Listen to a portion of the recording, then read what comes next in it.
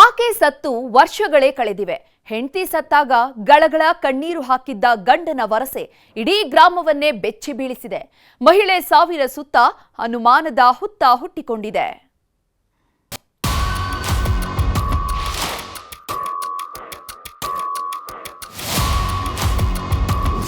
ಗಂಡ ಹೆಂಡತಿಯ ಸಂಬಂಧ ಅಂದ್ರೆ ಹಾಲು ಜೇನು ಇದ್ದಂಗೇನೋ ಮಾತಿದೆ. ಆದ್ರೆ ಇದೇ ಅನುಬಂಧದಲ್ಲಿ 6ನೇ ಕಾಲು ಎಂಟ್ರಿ ಕೊಟ್ರೆ ನಡೆಯೋ ಚರಿತ್ರೆಯೇ ದುರಂತ. ನಿಯತ್ತು ಅನ್ನೋದು ಕಳಚಿ ಬಿದ್ರೆ ಬಂಗಾರದಂತಹ ಸಂಸಾರ ಸರ್ವನಾಶವಾಗೋದು ಸತ್ಯ. ಮೈಸೂರಿನಲ್ಲಿ ಅನುಮಾನದ ಕಿಚ್ಚು ಹೊತ್ತಿಸಿಕೊಂಡ ಗಂಡ ಕಟ್ಕೊಂಡವಳ ರಕ್ತ ಹರಿಸಿದ ಆರೋಪ ಹೊತ್ತಿದ್ದಾನೆ. ಬಿತ್ತು ಹೆಂಡತಿ ಹೆಣ, ಗಂಡನ ಮೇಲೆ ಅನುಮಾನ. ನಾನೇ ಕೊಂದಿದ್ದು ಅಂತ ಪತಿ ಅಟ್ಟಹಾಸ.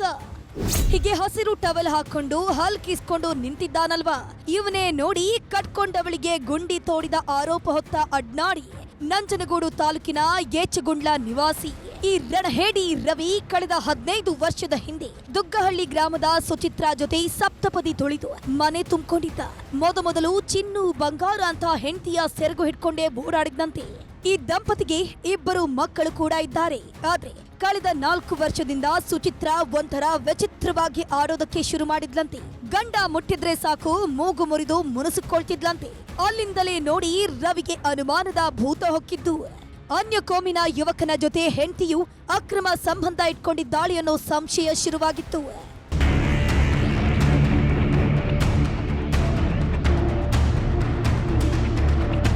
ಹೆಂಡತಿ ಕಂಡ್ರೆ ಉರಿದುರಿದು ಬೀಳ್ತಿದ್ದ ರವಿ ಸುಚಿತ್ರಾ ಅಣ್ಣ ಸತೀಶ್ಗೆ ವಿಷಯ ತಿಳಿಸಿದ್ದಂತೆ. ಇವರಿಬ್ಬರೇ ಸೇರ್ಕೊಂಡು ಸುಚಿತ್ರಾಳನ್ನ ಮುಗಿಸಿದ್ದಾರೆ ಅನ್ನೋದು ಗ್ರಾಮಸ್ಥರ ಆರೋಪ. ಕಳೆದ ವರ್ಷ ಸತೀಶ್ ದುಗ್ಗಹಳ್ಳಿಯಲ್ಲಿ ಕೋಳಿ ಫಾರಂ ಕಟ್ಟಿಸಿದ್ದಂತೆ. ಹೀಗಾಗಿ ರವಿ ಹೆಂಡತಿ ಮಕ್ಕಳನ್ನ ಕರ್ಕೊಂಡು ಹೋಗಿದ್ದಂತೆ. ಅಂದೇ ಸತೀಶನ ಫಾರಂ ಹೌಸ್ ನಲ್ಲಿ ಸುಚಿತ್ರಾ ಅನುಮಾನಾಸ್ಪದವಾಗಿ ಸಾವನ್ನಪ್ಪಿದ್ದಾಳೆ. ಈ ವಿಚಾರವನ್ನ ಯಾರಿಗೂ ತಿಳಿಸಿದ ರವಿ ತನ್ನೂರಿಗೆ ಮೃತದೇಹವನ್ನ ತಂದು ತರಾತುರಿಯಲ್ಲಿ ಅಂತ್ಯಕ್ರಿಯೆ ಮಾಡಿದ್ದಂತೆ. 7ನೇ ತಿಂಗಳು 2024ನೇ ಇಸ್ವಿನಲ್ಲಿ ಅನುಮಾನಾಸ್ಪದವಾಗಿ ಇದು ಡೆತ್ ಆಗಿತ್ತು. ಆ ವಿಷಯದ ಬಗ್ಗೆ ಇಂಡೈರೆಕ್ಟ್ ಆಗಿ ಮಾತಾಡೋಕ್ಕೆ ಶುರು ಮಾಡ್ದೆ. ನಮ್ಮ ಜೊತೆಲೆ ಮಾತಾಡಿದಾಗ ನಾವು ಅದ್ರ ಬಗ್ಗೆ ಸ್ವಲ್ಪ ಗಮನ ಹರಿಸಿ ಏನು ಎತ್ತ ಇದು ನಿಜನ ಏನು ಅಂತ ಸ್ವಲ್ಪ ಜನಗಳಲ್ಲಿ ಕೇಳಿದಾಗ ಇದು ಆ ಥರ ಅನುಮಾನ ಇರೋ ಥರ ಘಟನೆ ನಡೆದಿದೆ ಅಂದಂಗೆ ಬಂತು. ಮೊದಲು ಅಯ್ಯೋ ನನ್ನ ಹೆಂಡತಿ ಅಂತ ಗೋಳಾಡ್ತಿದ್ದ ರವಿ ಕೆಲ ದಿನಗಳಲ್ಲೇ ನಾನೇ ಕೊಲೆ ಮಾಡಿದ್ದು ಅಂತ ರಾಜಾರೋಷವಾಗಿ ಹೇಳ್ತಿದ್ದಾನಂತೆ. ನನ್ನನ್ನು ಯಾರು ಏನು ಮಾಡಿಕೊಳ್ಳೋಕೆ ಆಗೋದಿಲ್ಲ ಅಂತ ಬೀಗ್ತಿದ್ದಾನಂತೆ. ಹೀಗಾಗಿ ಇದು ಸಹಜ ಸಾವಲ್ಲ, ಮರ್ಯಾದೆ ಹತ್ಯೆ ಅಂತ ಗ್ರಾಮಸ್ಥರು ಆರೋಪ ಮಾಡ್ತಿದ್ದಾರೆ.